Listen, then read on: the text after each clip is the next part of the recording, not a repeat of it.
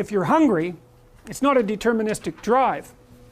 It's a sub-personality that has a goal, and then it has a bunch of action patterns that are going to work in reference to that goal.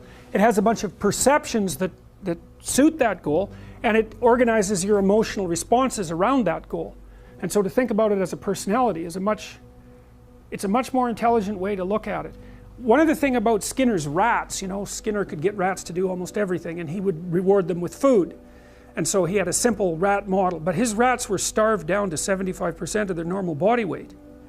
So not only were they not social, gregarious rats like rats are, because they were isolated, they were genetically altered from wild rats, but they also weren't as complex as a real rat because they were starving.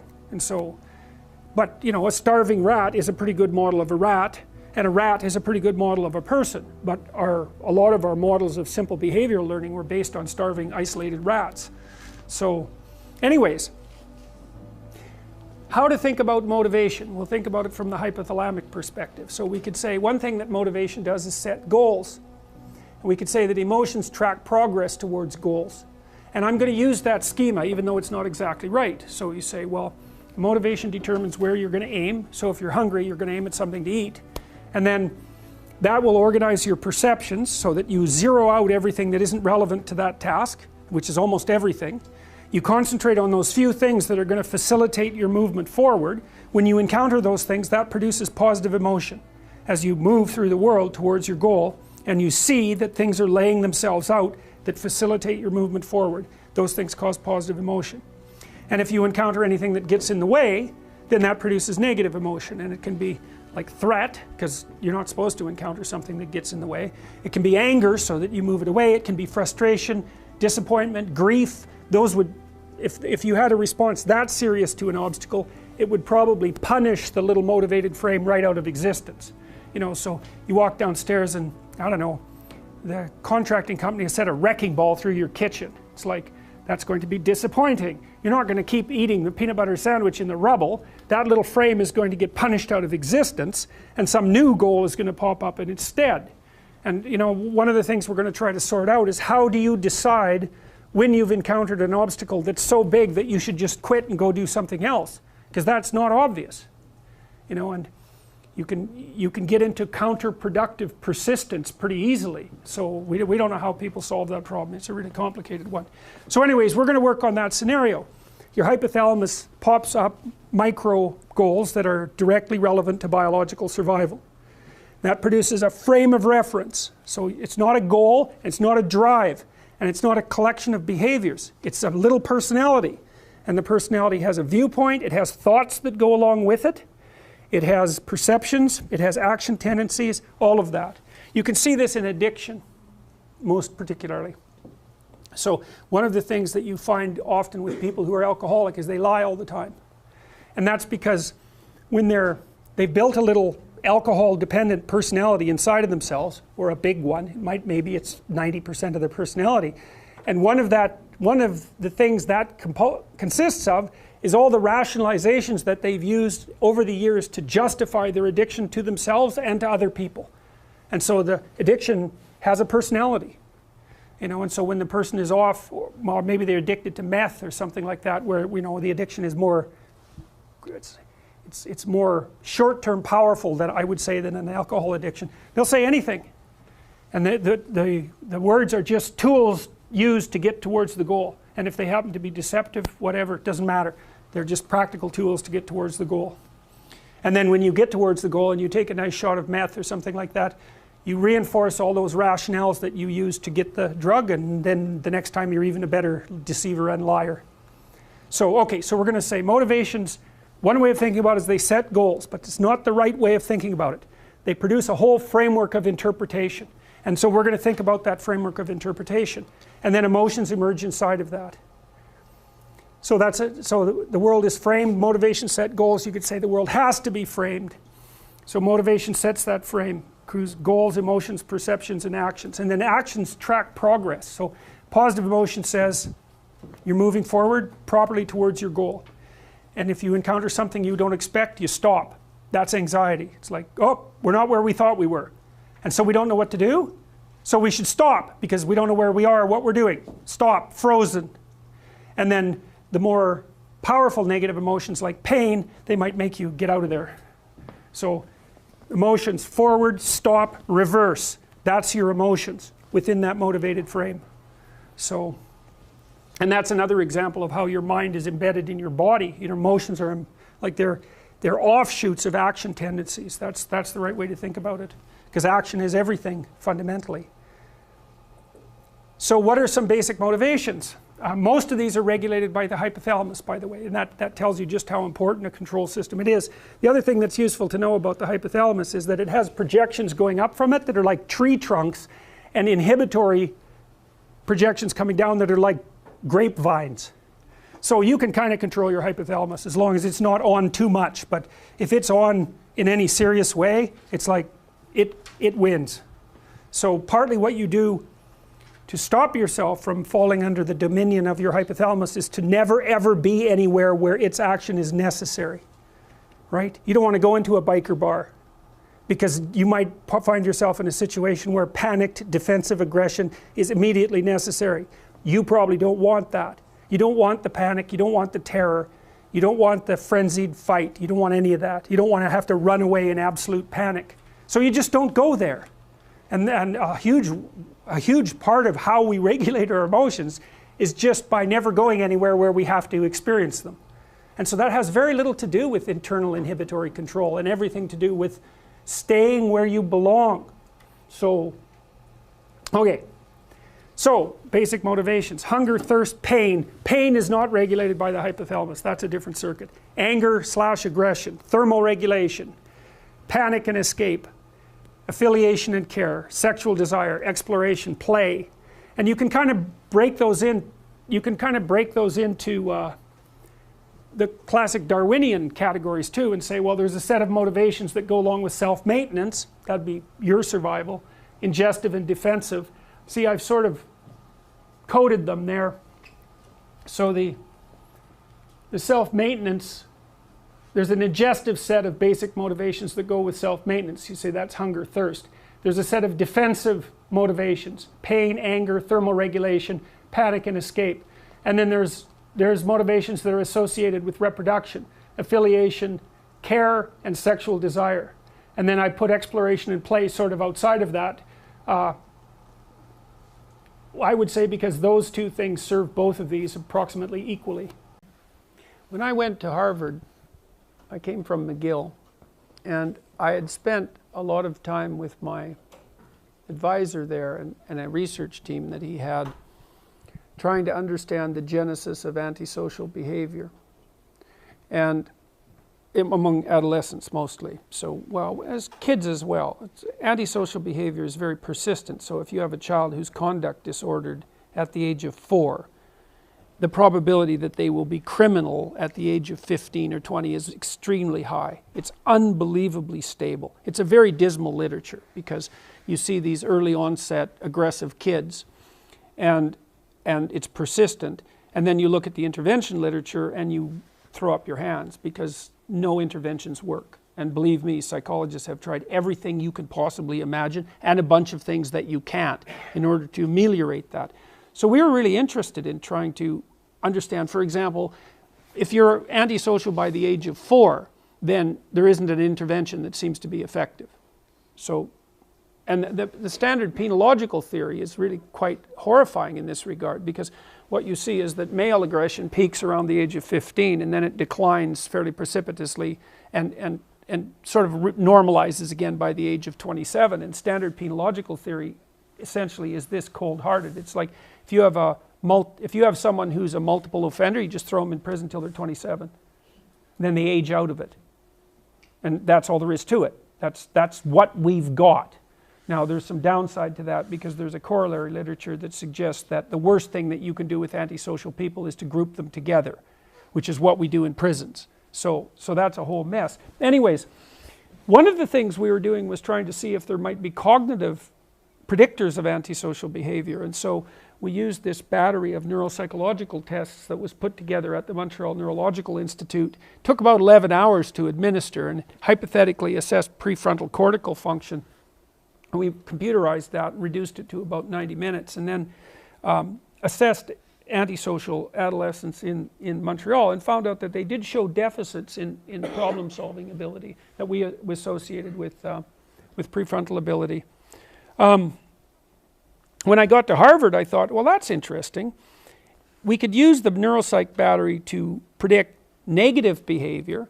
Perhaps we could use it to predict positive behavior. So I thought, well, what if we turned the neuropsych battery over and thought, well, can we predict grades, for example? Because that's a decent thing to predict. So we ran a study that looked at Harvard kids, University of Toronto kids, line workers at a Milwaukee factory, and managers and executives at the same factory. And what we found was that the average score across these neuropsychological tests, they were kind of like games. They were game-like, So in one test, there were 5 lights in the middle of the screen, and a box was associated with each light, and you had to learn by trial and error which box was associated with each light. That was one of the tests. So we took people's average score across the tests because they seemed to clump together into a single structure. You can find that out statistically. If you take a bunch of tests, you can find out how they clump together statistically by looking at their patterns of correlations, and you might get multiple clumps, which is what happens with personality research, where you get 5, or you might get a singular clump, which is what happens in cognitive research. And we got a single clump, essentially. And then we were trying to figure out if, at the same time, I was reading the literature on performance prediction. And there's an extensive literature on performance prediction, a lot of it generated by the armed forces, by the way, indicating that IQ is a very good predictor of long-term life success. And so here's the general rule. If your job is simple, which means you do the same thing every day, then IQ predicts how fast you'll learn the job, but not how well you do it. But if your job is complex, which means that the demands change on an ongoing basis, then the best predictor of success is general cognitive ability. And I learned that the general cognitive ability tests clump together into a single factor. That's fluid intelligence, or IQ. And then we didn't know if the factor that we had found was the same factor as IQ. And we still haven't really figured out whether or not that was the case, because it kind of depends on how you do the analysis.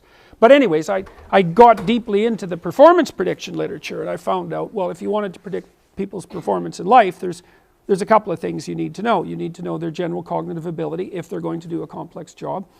You need to know their trait conscientiousness. Some of you might have heard that rebranded as grit in a very corrupt act, by the way, because it's a good predictor of long-term life success. Freedom from negative emotion, low neuroticism, is another predictor, but it's sort of third on the hierarchy. And then openness to experience, which is a personality trait, is associated with expertise in creative domains. The evidence that, now I should tell you, since it's such a complicated question, I should tell you how to make an IQ test, because it's actually really easy, and you need to know this to actually understand what IQ is. So imagine that you generated a set of 10,000 questions, okay, about anything.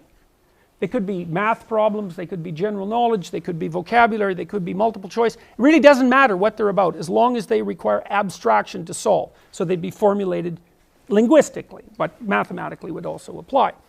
And then you have those 10,000 questions. Now you take a random set of 100 of those questions, and you give them to 1,000 people, and all you do is sum up the answers, right? So some people are going to get most of them right, and some of them are going to get most of them wrong. You just rank order the people in terms of their score. Correct that for age and you have IQ. That's all there is to it. And what you'll find is that no matter which random set of 100 questions you take, the people at the top of one random set will be at the top of all the others.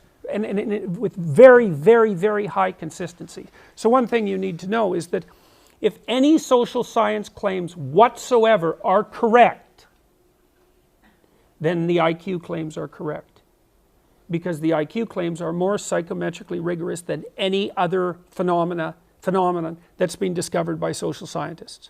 Now, the IQ literature is a dismal literature. No one likes it. Here's why. Here's an example. So here's a fun little fact for you, for liberals and conservatives alike, because conservatives think there's a job for everyone if people just get off their asses and get to work. And liberals think, well, you can train anyone to do anything. It's like, no, there isn't a job for everyone. And no, you can't train everyone to do everything. That's wrong. And here's one of the consequences of that. So as I mentioned, the Armed Forces has done a lot of work on IQ, and they started back in 1919, and the reason they did that was because, well, for obvious reasons, let's say there's a war and you want to get qualified people into the officer positions as rapidly as possible, or you'll lose. So that's a reason. Now, the Armed Forces has experimented with IQ tests since 1919, and in the last 20 years a law was passed as a consequence of that analysis, which was that it was illegal to induct anyone into the Armed Forces who had an IQ of less than 83. Now the question is why? And the answer was, all of that effort put in by the Armed Forces indicated that if you had an IQ of 83 or less, there wasn't anything that you could be trained to do in the military that wasn't positively counterproductive. Now you got to think about that, because the military is chronically desperate for people, right? It's not like people are lining up to be inducted, right? They have to go out and recruit, and it's not easy, and so they're desperate to get their hands on every body they can possibly manage. And then, especially in wartime, but also in peacetime. But then there was another reason too, which was the Armed Forces was also set up from a policy perspective to take people in the underclass, let's say, and train them and move them up at least into the working class or maybe the middle class. So there's a policy element to it too. And so even from that perspective, you could see that the military is desperate to bring people in. But with an IQ of 83 or less, it's not happening. Okay, so how many people have an IQ of 83 or less? 10%. Now, if that doesn't hurt you to hear, then you didn't hear it properly. Because what it implies is that in a complex society like ours, and one that's becoming increasingly complex, there isn't anything for 10% of the population to do. All right, well, what are we going to do? We're going to ignore that?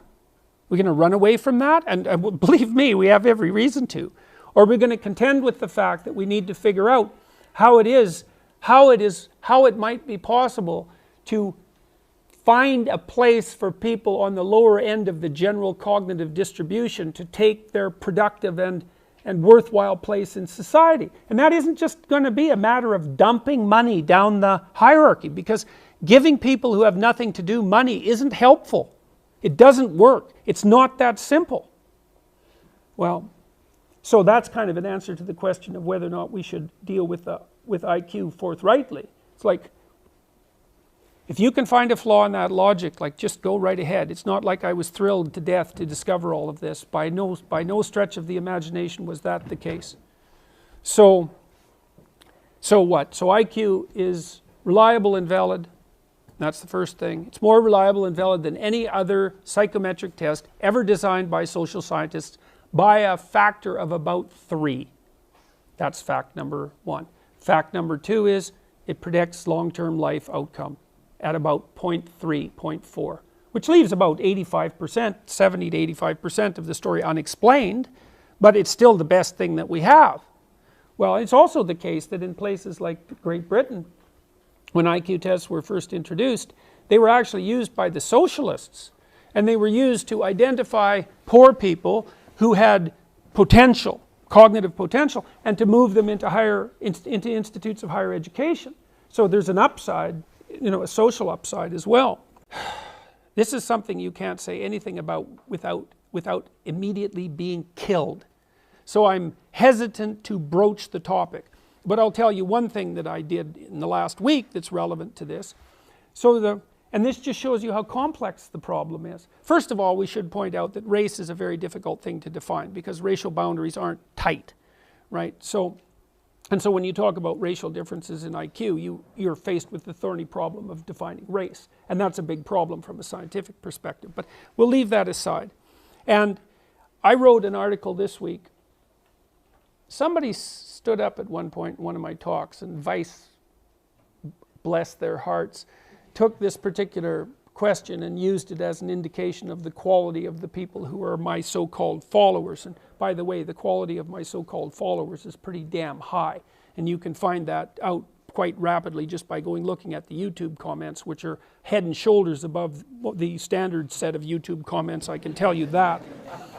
So someone asked me about the Jewish question, right? And the implication, it was actually someone Jewish, and the implication was that Jews are overrepresented in positions of authority and power.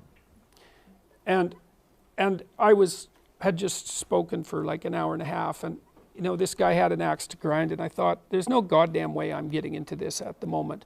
And so I said I can't answer that question. But that's not a very good answer. So I wrote a blog post this week, and I said, look, here's the situation. All right. Jews are overrepresented in positions of power and authority. But then let's open our eyes a little bit, eh? And think for like 2 or 3 seconds and think, hey, guess what? They're also overrepresented in positions of competence. And it's not like we have more geniuses than we know what to do with. And if the Jews happen to be producing more of them, which they are, by the way, then that's a pretty good thing for the rest of us. So let's not confuse competence with power and authority, even though that's a favorite trick of the radical leftists, who always fail to make that distinction. Well, why does this overrepresentation occur? Because it does. There's also overrepresentation in political movements, including radical political movements. Okay, why? Well, answer 1, Jewish conspiracy. Okay, that's not a very good answer. We've used that answer before. All right, but do we have an alternative? Well, here's an alternative. The average Ashkenazi IQ is somewhere between 110 and 115, which is about 1 standard deviation above the population average. And so what that means is that the average Ashkenazi / European Jew has an IQ that's higher than 85% of the population. That's a lot higher. Now, that doesn't make that much difference in the middle of the distribution, okay? But geniuses don't exist at the middle of the distribution. They exist at the tails of the distribution. And you don't need much of a move at the mean to produce walloping differences at the tails. And the tails are important because a lot of where we draw exceptional people from the exceptions, right? So here's another example of the same thing. Most engineers are male. Why? Because men are more interested in things and women are more interested in people. And you might say, well, that's sociocultural. It's like, no, it's not. And we know that because if you stack up countries by their egalitarian social policies, which you can do quite effectively, and then you look at the overrepresentation of men in STEM fields, the overrepresentation increases as the countries become more egalitarian. So it's not sociocultural. Okay, now men aren't that much more interested in things than women. It's 1 standard deviation, which is about the same difference, by the way, between the population norm and the Ashkenazi Jews. But if you're looking at the 1 person in 20 or the 1 person in 50 who's hyper interested in things and thus likely to become an engineer, then most of them are men. Here's another example of the same thing. Men are more aggressive than women. Now, you might ask, how much? And the answer to that is, best place to look at that is in Sweden, where the egalitarian policies have been laid out for a long period of time, and you can get a more direct inference about biology. If you took a random man and a random woman out of the population, and you had to bet on who was more aggressive, and you bet on the man, you'd be right 60% of the time. So that's not that much, right? It deviates from 50-50, but it's not like 90-10, it's 60-40. Okay, so what does that mean? Well, we got a tail problem here again. Let's say that now you decide to go out onto the extremes of aggression and you identify the most aggressive 1 in 100 persons. They're all men. Guess who's in prison? Those people. That's why most of the people in prison are men. And so this is elementary. Part of the problem in our society is that we don't understand statistics. We don't understand that you can have relatively small differences at the population level that produce walloping consequences at the tails of the distribution. Okay, so back to IQ. One final thing to say about IQ. The ethnic differences are difficult to dispense with. It's not easy to make them go away. You can say, well, the tests aren't culture fair. Well, here's a test of that. So imagine you test group A with an IQ test and you test group B with an IQ test, and then you look at their actual performance in whatever you're predicting. If the test was biased against ethnic group A, then it would underpredict their performance. And that doesn't happen. Now you could say, well, there's systemic bias in the performance measures and the potential measures. And that's a possibility. All right. Now, one other thing about that. There's a real danger in the ethnicity IQ debate, and the danger is that we confuse intelligence with value, or that we confuse intelligence with human value. That's a better way of thinking about it. And one of the things that we're going to have to understand here is that that's a mistake, is that being more intelligent doesn't make you a better person. That's not the case. It makes you more useful for complex cognitive operations, but you can be pretty damn horrific as a genius son of a bitch, right? It's morally neutral, and we also know that from the psychometric data, by the way. There doesn't seem to be any relationship whatsoever between intelligence and virtue. And so if it does turn out that nature and the fates do not align with our egalitarian presuppositions, which is highly probable, we shouldn't therefore make the mistake of assuming that if group A or person A is lower on one of these attributes than group B or person B, that is somehow reflective of their intrinsic value as human beings. That's a big mistake.